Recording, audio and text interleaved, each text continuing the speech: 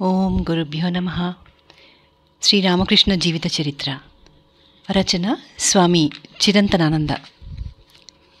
జననం. క్షుదీరాం కాశీలో విశ్వనాథుని సేవించి అక్కడి నుండి బయలుదేరి గయకు చేరాడు.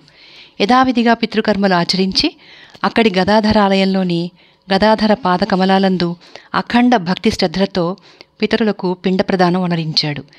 గయలో క్షుదీరాంకు కలిగిన అద్భుతానందభూతిని గురించి కాలాంతరాన శ్రీరామకృష్ణులే శిష్యులకు ఇలా తెలిపారు. మా తండ్రి గారు గయ వెళ్లారు. అక్కడ రఘువీరుడు ఆయనకు స్వప్నంలో సాక్షాత్కరించి, నేను నీ బిడ్డగా జన్మిస్తాను అని పలికాడు. అప్పుడు మా తండ్రి, ప్రభు, పేద బ్రాహ్మణుడను, నేను మిమ్మల్ని ఎలా సేవించుకోగలను అని అడిగారు. అందుకు రఘువీరుడు, ఆందోళన చెందకు, అది నిర్వహింపబడుతుందిలే అని సమాధానమిచ్చారు. గయాక్షేత్ర విధులన్నింటినీ సావధానంగా నిర్వర్తించి క్షుదీరాం ఇంటికి తిరిగి వచ్చాడు. ఇంతలో చంద్రాదేవి అద్భుతానుభూతులను చవిచూడసాగింది. ఎవరో దివ్య తేజోమయ పురుషుడు సరిగ్గా తన భర్తను పోలిన వ్యక్తి తన పక్కన పడుకున్నట్టు ఒక రాత్రి ఆమె కలగన్నది. అలౌకిక రీతిలో ఆమె గర్భం ధరించినట్లు ఈ క్రింది గాథ వినవస్తుంది. ఒకరోజు ఆమె తమ ఇంటి సమీపంలో ఉన్న శివాలయంలోల తన నేస్తము పొరుగింటి కమ్మర స్త్రీ అయిన ధనితో కూడా నిలబడి ఉండగా శివ విగ్రహం నుండి దివ్య తేజోపుంజం వెలువడి దాన్ని గురించి తన నేస్తంతో చెప్పబోయేంతలో తన శరీరంలో ప్రవేశింపగా పరవశురాలే శరీర స్మృతి కోల్పోయింది. ధని ఆమెకు సేదతీర్చి జరిగిన కథ విని అబ్బురపడి అది నరాల బలహీనత చేత కలిగిన మూర్ఛ అనుకుంది. కానీ చంద్రాదేవికి తాను గర్భం దాల్చినట్లు తోచసాగిందట. అప్రాకృత చరిత్రులైన వారి జననం సైతం అప్రాకృతమై ఉండవచ్చును అనడానికి పురాణ ఇతిహాస నిదర్శనాలు అనేక ఉన్నాయి.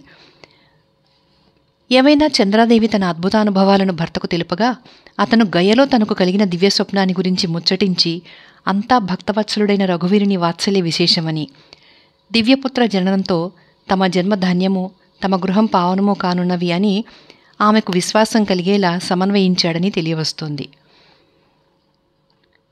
చంద్రాదేవి సహజ ప్రేమానురాగాలు శతగుణాధికమై ఎల్లరి పట్ల ప్రసరింపసాగాయి. ఆమె ప్రవర్తనలోని ఈ విశేష పరిణామమే గయ నుండి తిరిగి వచ్చిన క్షుదీరాంను మొట్టమొదట ఆకర్షించిన విషయం. తన కష్టసుఖాలను కించిత్తు లెక్కించక రాత్రనక పగలనక స్వయంగా వెళ్లి కనుగొని ఇరుగు పొరుగు వారికి ఆమె మహోత్సాహంతో నానా విధాలా తోడ్పడసాగింది. అవసరమైతే తాను పస్తుండైనా వారికి అన్నాదులు పెట్టేది. చంద్రాదేవి ఈ కాలంలో దాదాపు ప్రతిరోజు ఏదో ఒక దివ్య దృశ్యం కాంచటమో, దివ్యవాణి ఆలకించటమో, దివ్యానుభూతి పొందడమో జరిగేదిట. ఒక్కొక్కప్పుడు ఆమె దేవతలతో మంతనాలాడుతూ ఉండేది. ఒకరోజు ఆమెకు తన గదిలో తాను తప్ప మరెవరూ లేకున్నప్పటికీ గల్లు గల్లుమని చిందులు తొక్కుతూ నడయాడే బిడ్డ గజ్జల మోత వినవచ్చింది. కానీ ఈ విచిత్రానుభవాలు ఏ దయ్యాల దుండగాలో, మరి ఏ వ్యాధి చిహ్నాలో అని ఆమె ఒక్కొక్కప్పుడు ఆందోళన చెంది భర్తకు తెలిపేది. అతను ఆమెకు గయలోని తన దివ్యానుభూతిని జ్ఞప్తికి తెచ్చి, ఇవన్నీ పరమ శుభసూచకాలు గాని భయకారణాలు కావు అని ఆమెను ఊరడించేవాడు. చంద్రమణిదేవికి పుత్రోదయ సమయం ఆసన్నమైంది. అది మన్మథనామ సంవత్సర ఫాల్గుణ శుక్ల ద్వితీయ బుధవార సుప్రభాతం. క్రీస్తకం 1836వ సంవత్సరం ఫిబ్రవరి 18వ తేదీ. సూర్యోదయానికి సరిగా అరఘడియ పూర్వం పరమశుభముహూర్తాన ఆమెకు పుత్రోదయమైంది. పుత్రజనన మహోత్సాహ సూచకాలై క్షుదీరాం గృహం నుండి గంభీర శంఖారవాలు నినదించాయి.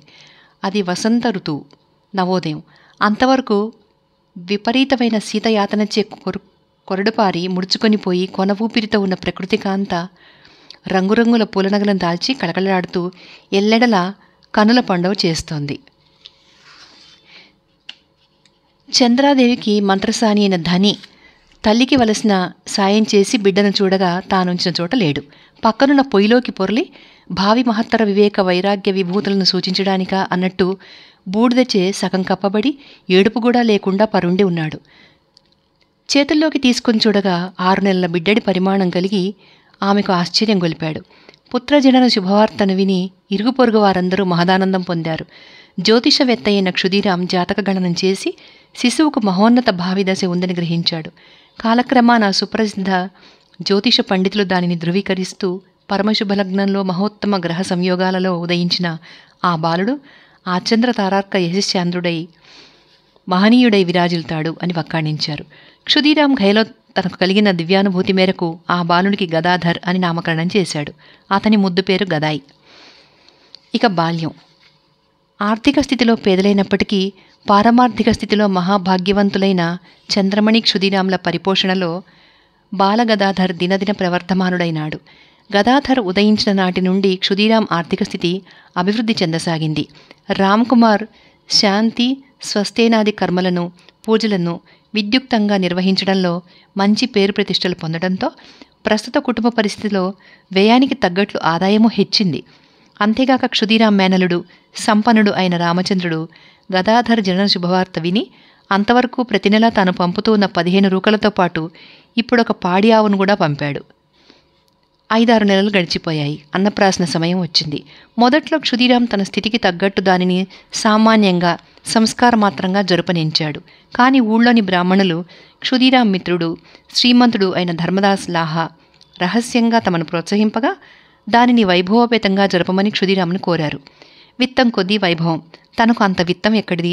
క్షుదీరాం చివరకు మిత్రులతో సంప్రదించి అతని తోడ్పాడుతో అందరికీ మహదానందకరంగా అన్నప్రాసన మహోత్సవాన్ని జరిపించాడు. బ్రాహ్మణులకే కాక ఇతరులకు భిక్షకులకు సంతర్పణ చేయగా వారందరూ కడుపారా భుజించి మనసారా బిడ్డను దీవించారు. ఏపుకు తగిన అందచందాలతో అలరారుతూ ఉన్న బాలగదాధర్ అంటే అందరికీ అల్లారు ముద్దు. ఇరుగు పొరుగు అమ్మలక్కలంతా ఏదో సాకుతో పనిగట్టుకుని వచ్చి చంద్రమ్మగారి కొడుకు చంద్రుడేనమ్మా అంటూ బిడ్డని ఎత్తుకుని ముద్దాడి మురిసిపోయేవారు. ఇది ఇలా ఉండగా చంద్రాదేవికి అత్యంత భయహేతువులైన వివిధ అద్భుత సంఘటనలు గదాధర్ జన్మించిన లగాయతూ జరుగుతూ ఉన్నట్టు కొన్ని ఐతిహ్యాలు వినవస్తున్నాయి. శిశువు కొన్ని వేళ్లలో తాను ఎత్తుకోలేనంత భారంగా తోచగా తనకు సాయం చేయడానికై ఆమె భర్తను పిలిచేది. మరుక్షణం గదాధర్ పూర్వంలాగా తేలికగా ఉండేవాడు. ఒకరోజు బిడ్డను మంచం మీద పడుకోబెట్టి దోమతెర కట్టి పని మీద బయటకు వెళ్లి వచ్చి చూడగా తన బిడ్డకు బదులుగా ఆజానుబాహు అయిన ఒక నూతన పురుషుడు శయనించి ఉన్నట్టు కనిపించింది. క్షుదీరాం ఏం చెప్పినప్పటికీ 1000 కళ్లతో తన బిడ్డ క్షేమం చూసుకునే ఆమె మాతృహృదయం కుదుటపడలేదు. ఆ విచిత్ర చర్యలు భూతాల ఆగడాలు కాబోలు అని ఇంకా భీతిల్లి పిల్లవాడికి ఏ ముప్పు వాటిలో రాదు అని పలుదేవతలకు ఆ తల్లి మొక్కుకునేది. కాలవాహిని రయ్యిన ప్రవహించింది.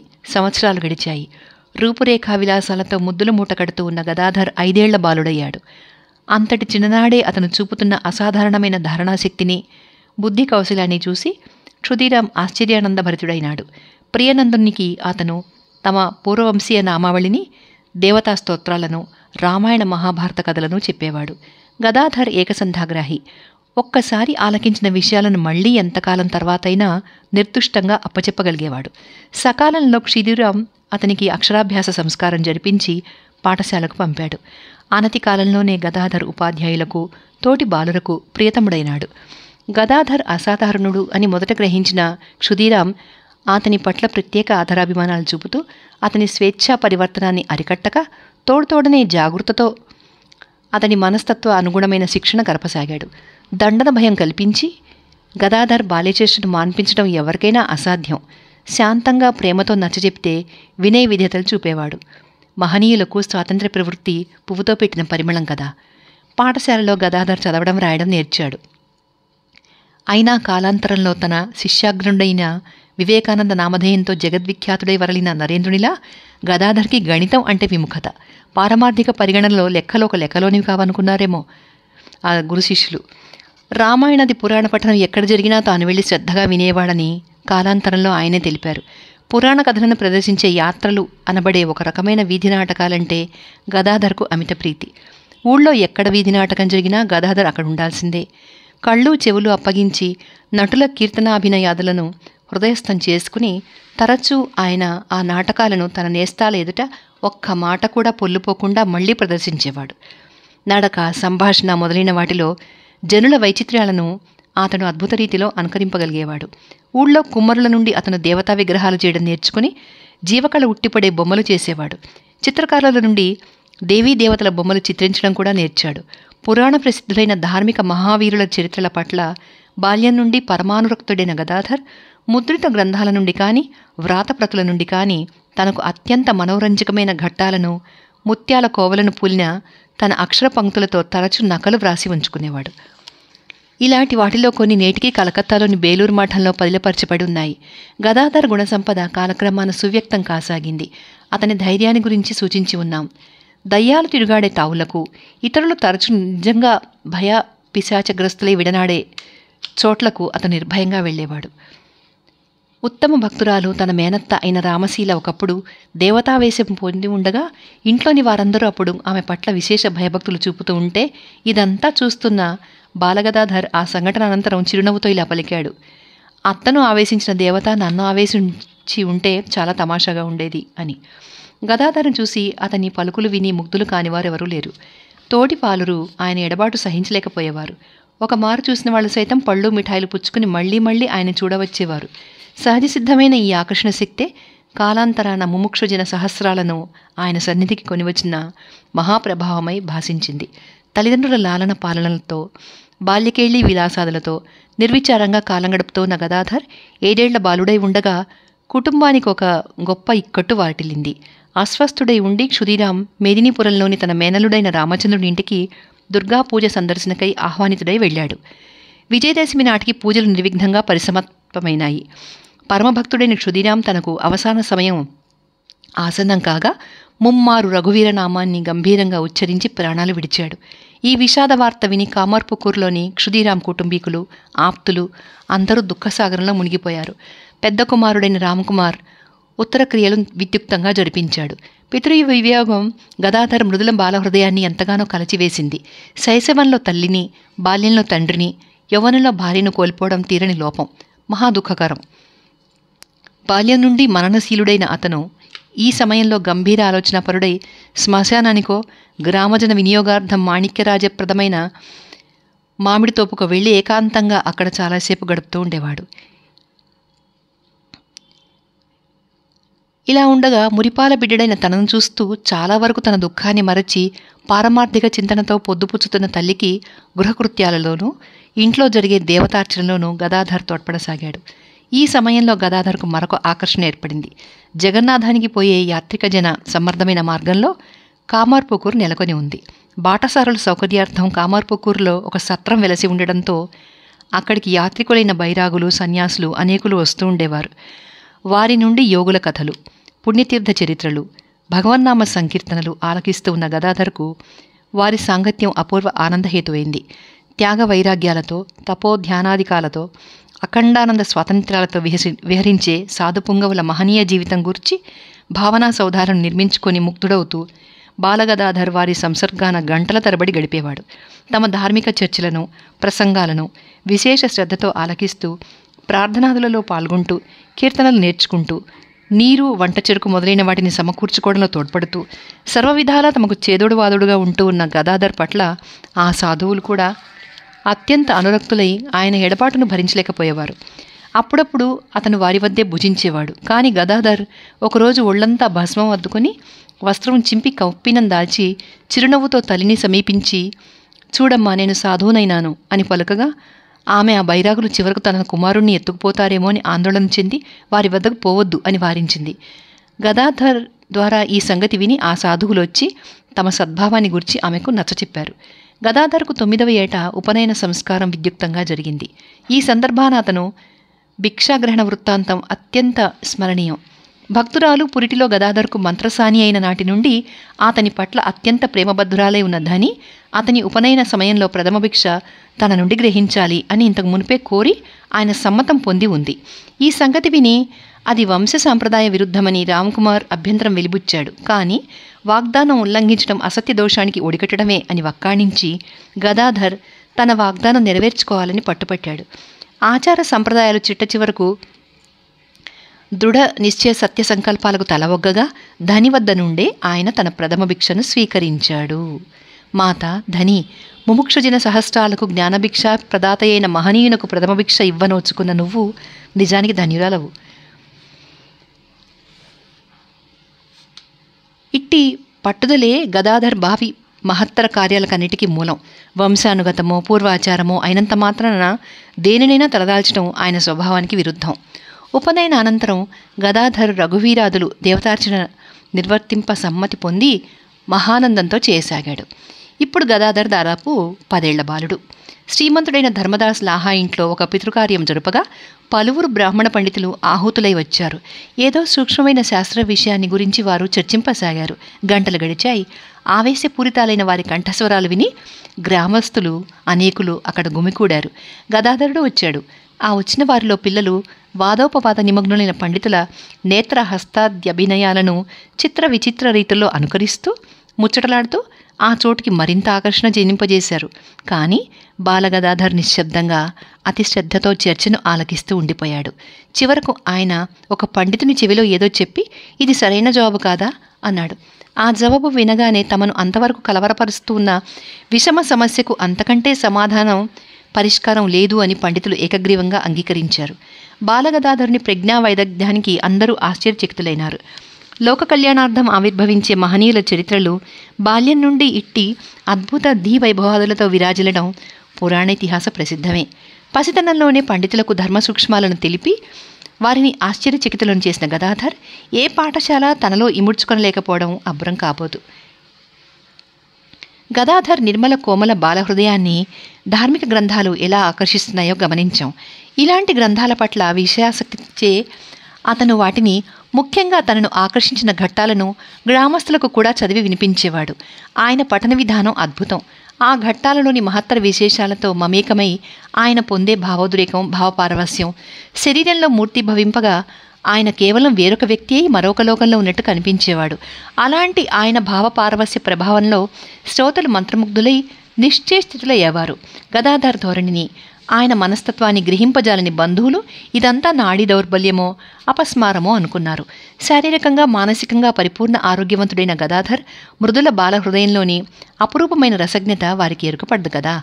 ప్రకృతి శోభాస్పదమైన ఆ గ్రామ మృదు పవన తరంగ డోలికలందు తూగాడు పచ్చని పైరులను, శతపత్ర కమల సందీపిత కాసారాలను, నానావిధ సుగంధ పుష్ప ఫల సంభరిత వనాలను, మేఘాలను, విహంగాలను అవలోకిస్తూ ఆయన తరచు ముగ్ధుడై నిశ్చేష్టితుడయ్యేవాడు. ఆయన మనసుకు అవి ఏ అద్భుత ప్రకృతి రహస్యాలు వెల్లడిస్తూ ఉన్నాయో, ఏ అమర సందేశాలను అందిస్తున్నాయో ఎవరికి తెలుసు. ఆ సమయంలో తన ఆప్తులకు ఎంతో అలజడి కలిగించిన ఒక సంఘటన గురించి కాలాంతరంలో శ్రీరామకృష్ణుల భక్తులకు, శిష్యులకు ఇలా తెలిపారు. నా చేతనున్న బుట్టలోని మరమరాలు తింటూ ఒకరోజు ఉదయం వరిపొలాన నడుస్తున్నాను. అది జ్యేష్ఠమో ఆషాఢమో అయి ఉండాలి. ఆకాశాన ఒకవైపు చక్కని కాలమేఘం ఒకటి కనిపించింది. దాన్ని చూస్తూ మరమరాలు తింటున్నాను. క్రమంగా ఆ మేఘం ఆకాశమంతా కమ్ముకుంటూ ఉండగా పాల వంటి తెల్లని కొంగల బారు ఆ కాలమేఘానికి ఎదురుగా ఎగరసాగింది. ఇంత అని చెప్పలేని సుందరమై ఆ దృశ్యం భాషించింది. ఆ మనోహర దృశ్యాన్ని అవలోకిస్తూ అపూర్వ భావంలో తన్మయుడనైనాను. బాహ్యస్మృతి కోల్పోయి కింద పడిపోయాను. మరమరాలు నలువంకలా చెదిరిపోయాయి. ఆ అవస్థలో నన్ను చూసిన కొందరు ఎత్తుకుని ఇంటికి చేర్చారు. భావసమాధి స్థితిచే బాహ్యస్మృతి కోల్పోవడం నాకదే మొదటిసారి. ఇది ఎలా సాధ్యమైంది అని ఎవరు నిరూపించగలరు? త్రుళ్ళింతలాడుతూ ఉల్లాసంతో నవ్వుతూ ఉండే ఈ బాలునిలో ఎంతటి గంభీర భావాలు, ఎంతటి మహోన్నత భూమికలు అణిగిమణిగి ఉండినాయో ఎవరూ చివరికి ఆ బాలుడు సైతం ఊహించి ఉండలేదు అని జగద్విఖ్యాత రచయిత అయిన రొమెరోలా తన శ్రీరామకృష్ణ చరిత్రలో వ్రాసిన పంక్తులు అత్యంత సమీచీనాలు కదా.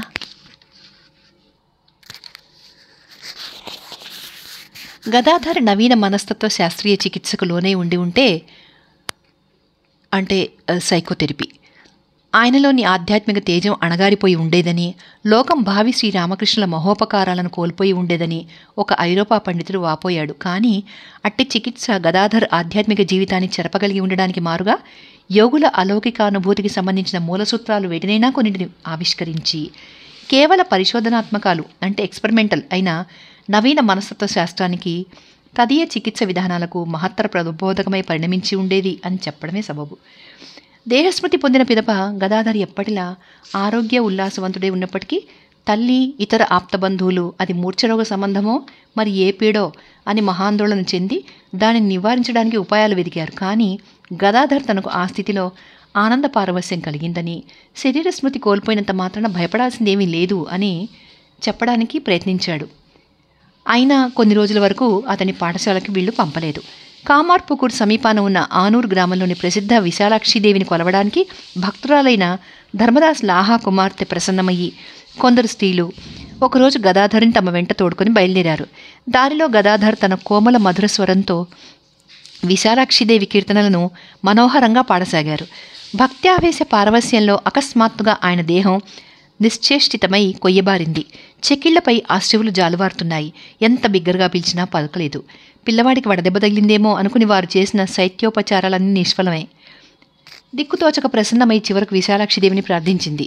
విశాలాక్షి నామం కొన్నిసార్లు ఉచ్చరించగానే బాహ్య స్మృతి చిహ్నాలు గోచరించాయి. కాసేపటికే పూర్తిగా బాహ్య చైతన్యం పొందారు.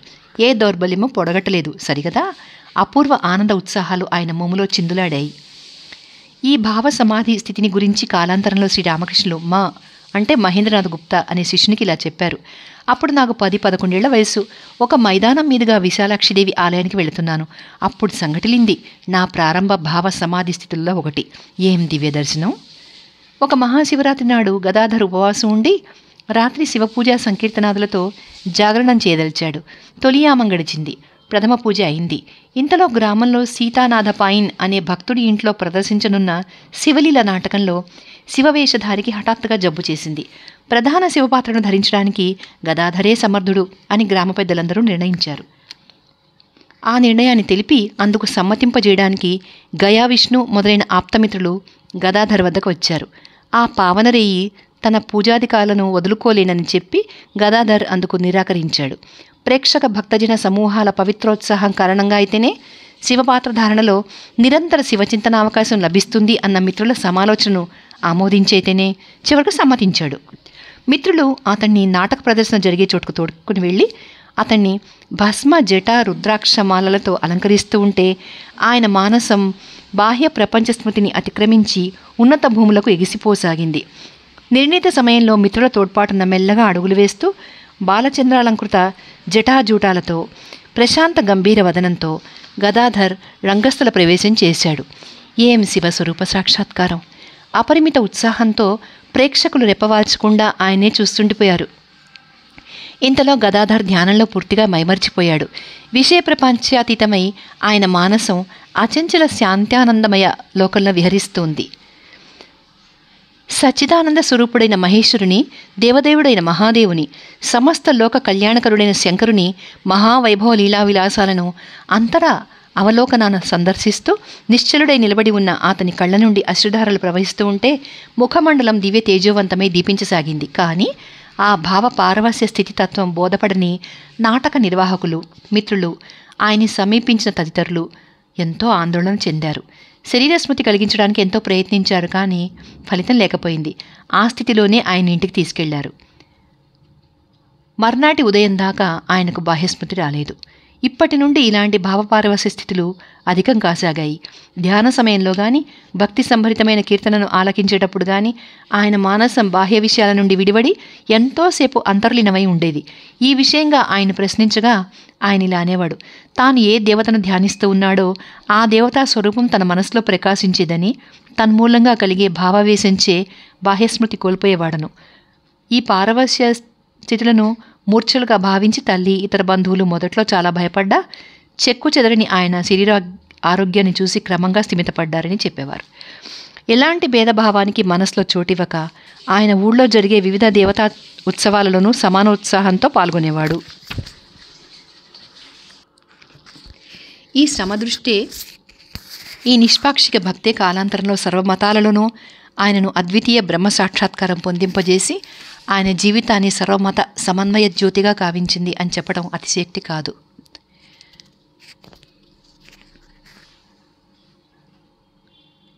పువ్వు పుట్టగానే పరిమళిస్తుంది.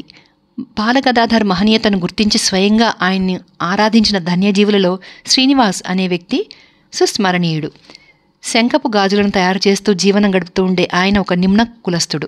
విశేష ప్రశంసనీయమైన ఈతడి శీలాన్ని, పారమార్థిక జీవితాన్ని గురించి శ్రీరామకృష్ణులు తరచూ ప్రస్తావిస్తూ ఉండేవారు. శ్రీనివాస్ ఒకరోజు గదాధర్ను ఏకాంత ప్రదేశానికి తోడుకొని పోయి పుష్పమాలాలంకృతం చేసి మిఠాయిలు తినిపించి పూజిస్తూ బాష్పపూరిత నేత్రాలతో గద్గద కంఠంతో ఇలా అన్నాడు. నాయనా, నేను ముసలివాణ్ణైపోయాను. నా అవసానం సమీపిస్తోంది. లోకంలో నువ్వు ఒనరించబోయే మహాద్భుత కార్యాలను కళ్ళారా చూసే మహాభాగ్యం నాకు లేదు. నీ దాసునిగా ఉండడానికి కూడా అర్హుడను కాని ఈ దీనుని పట్ల కరుణ చూపించు. ఇదే నా ప్రార్థన. నేస్తాలు తనని వెంబడించగా గదాధర్ తరచూ పాఠశాలకు వెళ్లడం మానేసేవాడు. క్రీడా వినోదాలతో హాయిగా కాలక్షేపం చేసేవాడు. జనోపయోగార్థం మాణిక్యరాజ ప్రదత్తమైన మామిడితోపు వారి అభిమాన విహారస్థానం. పాడగల వారిని కొందరిని ఎంపిక చేసి గదాధర్ నాటక సమాజం లాంటిది ఒకటి ఏర్పరిచాడు. ప్రతి నటుడికి తగిన పాత్రను ఆయనే నిర్ణయించి తాను స్వయంగా నాయక పాత్ర ధరించేవాడు. శ్రీకృష్ణ లీలలు, దానిలో ముఖ్యంగా వ్రజలీల, బృందావన గోపగోపికలతో శ్రీకృష్ణలీల వారి అభిమాన ప్రదర్శన అంశం. అద్భుత ధారణాశక్తి సంపన్నుడైన గదాధర్కు ఆ నాటక భాగాలు కంఠస్థాలు. నందనందనుడి మహాద్భుత కృత్యాలను అభివర్ణించే జానపద గీతాలనో, రాధా విరహ గీతాలనో సముచిత హావభావాలతో గదాధర్ తన కోమల గాత్రంతో పాడేటప్పుడు ప్రదర్శన పరాకాష్ఠను చేరుకునేది. ఇతర బాలురు సుబల, శ్రీదాములు అలాంటి శ్రీకృష్ణ నేస్తాల పాత్రలను ధరించేవారు. గదాధర్ తన సహజ సుందరాకృతితో దీర్ఘశిరోజాలతో వనమాలంకృతుడై వేణువు ఊదుతూ శృంగార రస స్వరూపుడైన శ్రీకృష్ణుడై రంగప్రవేశం చేసేవాడు. మరొకప్పుడు శ్రీకృష్ణ విరహ సంతాపంలో కరుణరస స్వరూపిణి అయిన రాధికగా అభినయించేవాడు. ఈ లోకోత్తర పాత్రలను ధరించి వారి దివ్యభావాలను ప్రదర్శించేటప్పుడు ఆయన తన్మయుడై అతీంద్రియ అవస్థలు పొందేవాడు. ఒక్కొక్కసారి బాలురందరూ కలిసి వనరించే సంకీర్తనలతో ఆ మామిడితోపు యావత్తు మారుమోగిపోయేది. క్రీడా వినోదాలతో హాయిగా ఇలా కాలం గడపడానికే ఈ బాలురు బడికి రావడం మానేస్తున్నారు అని ఉపాధ్యాయుడు గ్రహించాడు. ఒకరోజు వారందరిని రావించి తన సమక్షంలో నిలబెట్టి, మీ నాయకుడెవరు అని అడిగాడు.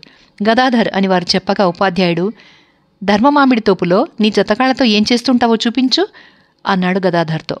అదురు బెదురు లేకుండా గదాధర్ వెంటనే ఒక కీర్తన మనోహరంగా పాడనారంభించాడు. అంతవరకు కుపితుడై ఉన్న ఉపాధ్యాయుడు ఆ కీర్తన విని ముగ్ధుడై వారిని దండించాలన్న సంగతే మర్చిపోయాడు. ఇదిలా ఉండగా కుటుంబ పోషకుడైన రామకుమార్ తాను కలకత్తా వంటి మహానగరంలో ఉంటే తన శక్తి సామర్థ్యాలను వినియోగించి ఇంటి ఆర్థిక పరిస్థితి చక్కబరుచుకోవచ్చు అనుకుని అక్కడికి వెళ్ళి ఒక పాఠశాలను, ఇంచుమించు ఉచిత పాఠశాలను నెలకొల్పాడు. సుగుణాభిరాముడైన గదాధర్ పట్ల అపరిమితమైన ప్రీతిచే ఇరుగు పొరుగు స్త్రీలు తరచూ చంద్రాదేవి ఇంటికి వస్తూ ఆయన చుట్టూ గుమికూడేవారు. వారి కోరికను మన్నించి తన గ్రంథపఠన సంకీర్తనాదులతో వారిని సంతృప్తులను చేయడం ఆయనకి విధాయకమైన నిత్యకృతమైపోయింది. ఒక సందర్భంలో ఆయన యాత్రలు అనబడే వీధి నాటకాలను, అందలి వివిధ పాత్రల సంభాషణలను విభిన్న కంఠస్వరాలతో తానే అనుకరించి ప్రదర్శిస్తూ వారిని వినోదపరిచేవాడు. కంఠస్వరాలను, అందున ముఖ్యంగా స్త్రీ కంఠస్వరాలను అనుకరించడంలో ఆయన సామర్థ్యం అద్భుతం. జనం మాటల్లో, చూపుల్లో, నడకల్లో వైచిత్ర్యాలను ఆయన మహాద్భుత రీతిలో అనుకరిస్తూ ప్రతివారిని పొట్టచెక్కలేలా నవ్వించేవాడు. కాలక్రమాన ఆయన ఈ అనుకరణానికి, హాస్యానికి శిష్యులు, భక్తులు కిందపడి దొర్లుతూ నవ్వేవారు అని విన్నాం. వైష్ణవ సాంప్రదాయాల్లో పుట్టి పెరిగిన ఆ పల్లెటూరి స్త్రీలు అనేకులు దివ్యలక్షణోపేతుడైన గదాధర్ను సాక్షాత్తు గోపాలునిగా భావిస్తూ అతన్ని ఎప్పుడెప్పుడు చూద్దామా అని ఉవ్విళ్ళూరేవారు. రుచికరమైన భక్ష్యాలను ఆయన కోసం దాచిపెట్టి ఉంచేవారు. అరమరిక లేకుండా తమ రహస్యాలను ఆయనకు చెప్పేవారు. బృందావన గోపగోపికలతో శ్రీకృష్ణుని సన్నిహిత సంబంధాన్ని ప్రదర్శించే జానపద నాటకాలు చూస్తూ, వైష్ణవ గీతాలను, పురాణ కథలను వింటూ పఠిస్తూ తదీయ భావనా ప్రపంచంలో మసలుతున్న గదాధర్ స్వభావం ఈ కాలఘట్టంలో ఆశ్చర్యకర రీతిలో స్త్రీ స్వభావంగా మారజొచ్చింది. అందుచేతనే ఆయన భక్తురాండ్రైన ఆ నారీమణులతో అపురూపమైన చనువుతో మెలిగేవారు. మధురాతి మధురమైన గోపికల శ్రీకృష్ణ ప్రేమ, వారి మహావిరహతాపం, శ్రీకృష్ణ పునఃసమాగమ పరమానందం, దానిలోని దివ్య శృంగార రసోత్కర్ష, రాసలీలా పరమార్థం ఇవన్నీ గదాధర్ హృదయ క్షేత్రంలో సుస్థిరంగా నాటుకున్నాయి. భగవత్ పరితాపంలో ఆయన తరచూ తన వ్యక్తిత్వాన్నే మర్చిపోయి తానొక గోపికని అని భావించుకునేవాడు. స్త్రీలై ఉండడం చేతనే కదా గోపికలు శ్రీకృష్ణుని తమ భర్తగా భావించి అతని శాశ్వత సమాగమ సౌఖ్యం అనుభవించగలిగారు అని సమాలోచించి ఆ ఆదర్శ సిద్ధిని తాను పొందాలనే మహాపరితాపంలో ఆయన, అయ్యో పురుషుడనే జన్మించానే, ఈ పురుష జన్మ కదా ప్రాణప్రియుని ప్రాప్తించుకోవడానికి నాకు గొప్ప అవరోధాన్ని కల్పిస్తుంది అని వాపోయేవాడు. తాను మళ్ళీ జన్మ ఎత్తవలసి వస్తే పవిత్ర బ్రాహ్మణ కుటుంబంలోని బాలవితంతువై ఉండ కోరాడు. నెరికురులతో, సుందర రూపంతో, దివ్యగుణాలతో ఒప్పారే ఆమె శ్రీకృష్ణునే తన ప్రాణేశ్వరునిగా ధ్యానిస్తూ పొద్దుపుచ్చుతూ ఉంటుంది. ఒక పాడి ఆవు, నూలు వడగడానికి రాట్నం, కాయగూరలు పండించుకోవడానికి కుటీర సమీపంలో తుండెడు నేల, ఇవే ఆమె ఆస్తిపాస్తులు. ఒక వృద్ధురాలు ఆమెకు తోడునీడ. భక్తురాలైన ఆ బాలవితంతువు ఆవు పాలతో వివిధ మధుర భక్ష్యాలను తయారు చేసి మనోహరునికై దాచి ఉంచుతుంది. గృహకృత్యాలు ముగించి రాట్నం ముందు కూర్చుని నూలు తీస్తూ దివ్య గంభీర భావపూరితాలైన శ్రీకృష్ణ కీర్తనలు ఆలాపిస్తూ ఉంటుంది.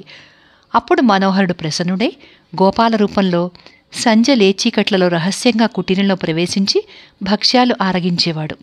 ఇలా గదాధర్ భావనా సౌధాలను నిర్మించుకుని శ్రీకృష్ణ సంసర్గానుసంధానంలో రమిస్తూ ఉండేవాడు.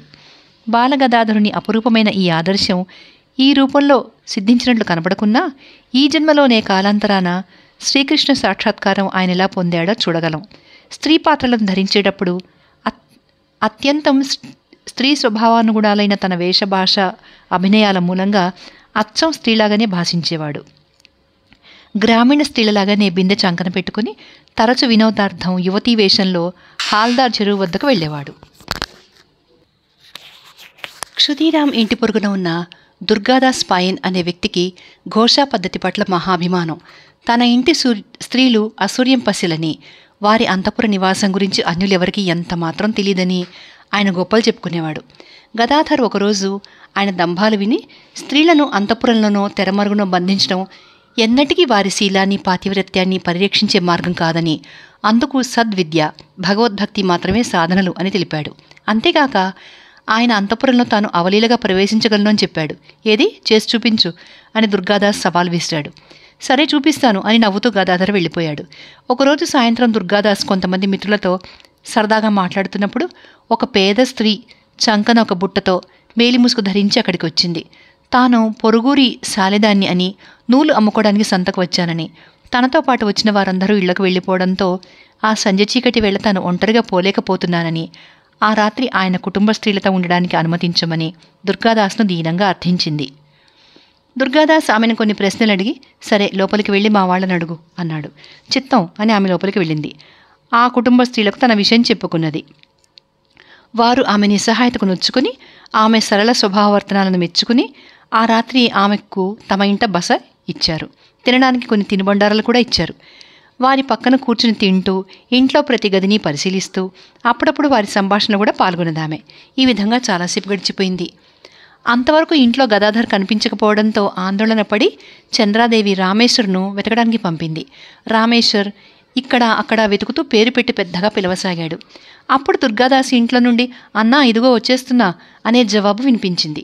మారువేషంలో తమను అంతవరకు కనుగప్పిన ఆ సాలెపడుచు గదాధరే అని గ్రహించి ఆ స్త్రీలందరూ ఆశ్చర్యచకితులై బుగ్గలపై వేళ్లుంచుకున్నారు.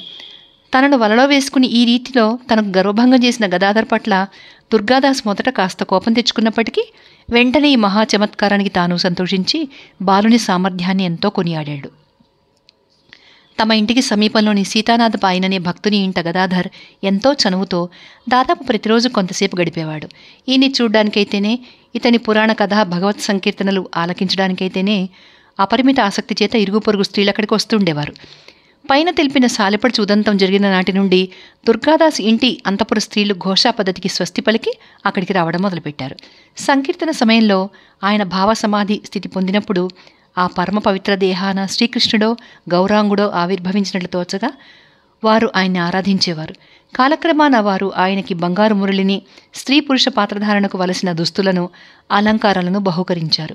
శ్రీరామకృష్ణుల ప్రత్యక్ష శిష్యులైన ఎత్తివరేణులు కొందరు 1893 సంవత్సరం కామార్పుకూర్కు వెళ్ళినప్పుడు సీతానాథ కుమార్తెలలో ఒకరైన 60 ఏళ్ల రుక్మిణి అనే మహనీయురాలు గదాధర్కు తమ కుటుంబంతో ఉండిన చనువుల గురించి కొన్ని మహత్తర విషయాలను తెలియజేసింది. నాకు అప్పుడు 17-18 ఏళ్ళు. మా కుటుంబం అప్పుడు సిరి సంపదలతో పిల్లా పాపాలతో తొలతొగుతూ ఉండేది. సీతానాథ పాయన మా తండ్రి, తోబుట్టువులం దాయాదులం అందరం కలిసి మొత్తం మేము 17-18 మందిమి. దాదాపు ఒకే ఈడువారం. చిన్ననాటి నుండి గదాధర్ మాతో ఆడుకునేవాడు. అందుచేత మాకు అతనితో ఎంతో చనువు ఉండేది. మాకు వివాహాల ఈడు వచ్చాక కూడా అతను మా ఇంటికి వస్తూ ఉండేవాడు.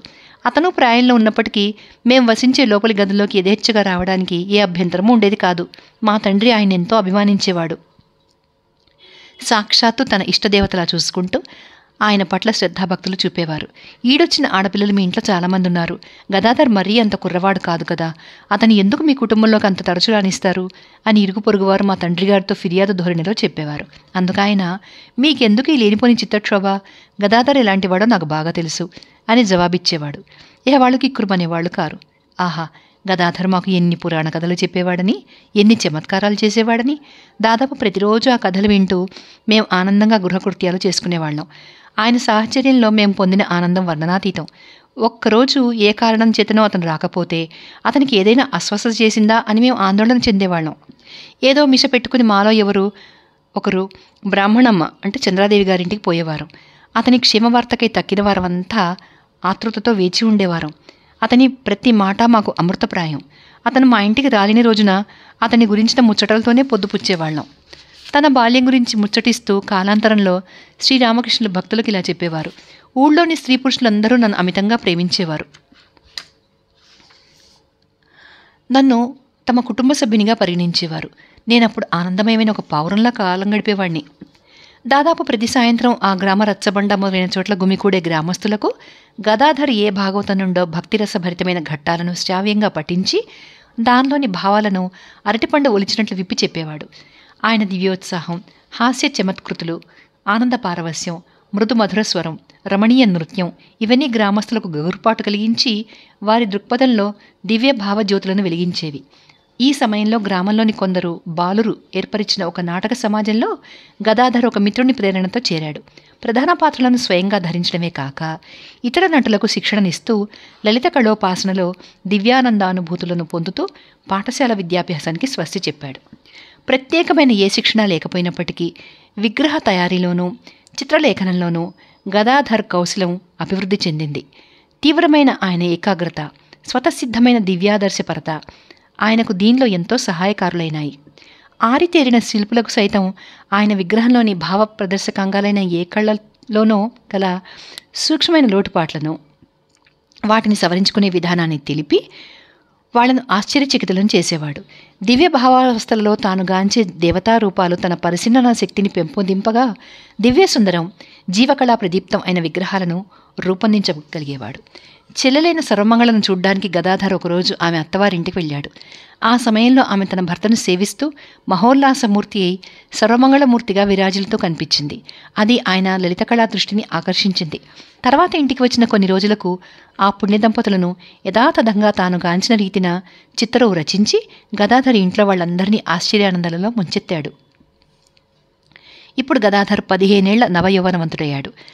అక్కడ కలకత్తా మహాపట్నంలో జామాపుకూర్ అనే పేటలో తన పాఠశాల నిర్వహణకు తోడు కొందరి ఇళ్లలో నిత్య దేవతార్చన జరుపుతూ ఒంటరిగా ఉన్న రామ్కుమార్ కార్యభారం పెరిగింది.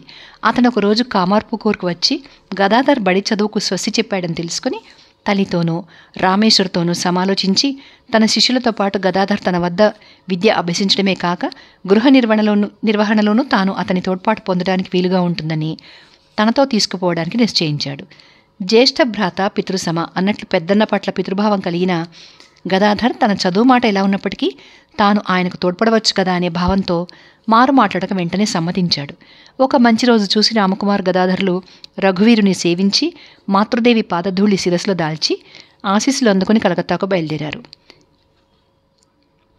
ప్రభాత మందమారుతంలా స్వేచ్ఛామయమై అప్పుడప్పుడే విరిసిన పువ్వులా సుకోమలమై మంచు బిందువు చందాన స్వచ్ఛమై అలరారే బాల్యం ఆ జన్మాంతం ఎవరిలో శోభిలుతుందో అతనే ధన్యాత్ముడు అని శ్రీరామకృష్ణులు వచించే దివ్యవాక్కులు సర్వవిధాలా ఆయన పట్లే సార్థకాలై ఉప్పారినాయి. సర్వదా బాల్యోత్సాహపూరితుడై ఆత్మీయులకు అల్లారు ముద్దు బిడ్డడై బాలబాలికలకు అన్నంగు నెచ్చెలి అయి తోడివారికి నాయకుడై గ్రామజన సామాన్యానికి బోధకుడై లలిత కళారాధకులకు ఆరాధ్యుడై ఎల్లరకు ప్రేమానురాగపాత్రుడై స్త్రీ పురుష హృదయాలలో అతను తన వ్యక్తిత్వాన్ని స్థిరముద్రితం చేశాడు. గదాధర్ బాల్యజీవన వాహిని ఇక తన జన్మస్థానం దాటి శ్రీరామకృష్ణ జీవన దివ్యగంగా ప్రవాహమై తన మహోపదేశామృత వాహినులను మానవకోటికి అందించాల్సిన తరుణం ఆసన్నమైంది. విశ్వశాంతి మార్గదర్శకమైన తన అపూర్వ సాధనానుభవాలకై విశేష అనుకూల ప్రదేశాన్ని ప్రాప్తింపవలసి ఉంది. అలాంటప్పుడు తన ఎడబాటుకు స్వగ్రామంలో ఎందరూ పరితపిస్తున్నప్పటికీ చంద్రాదేవి మొదలైన ఆత్మీయుల ఆప్తనేస్తాల ఎడబాటు స్వయంగా తనకు ఎంత పరితాపకరమైనప్పటికీ తన మహా జీవితోద్యమ సాధన రంగాన్ని ప్రాప్తింపగా జగజ్జననీ చోదితుడై ఆయన పురోగమించాడు. జీవితంలో ఎలాంటి సంఘటనలు ఎదురైనప్పటికీ వాటిని ఎదుర్కోవడానికి విరువక సదా పురోగమించేవారే జీవన సంగ్రామంలో విజయం పొందుతారు అని ఆయన గ్రహించాడు. ఇంతటితో మనం బాల్యం అనే అధ్యాయం కూడా పూర్తి చేశాము. తర్వాత అధ్యాయం నెక్స్ట్ వీడియోలో చూద్దాం.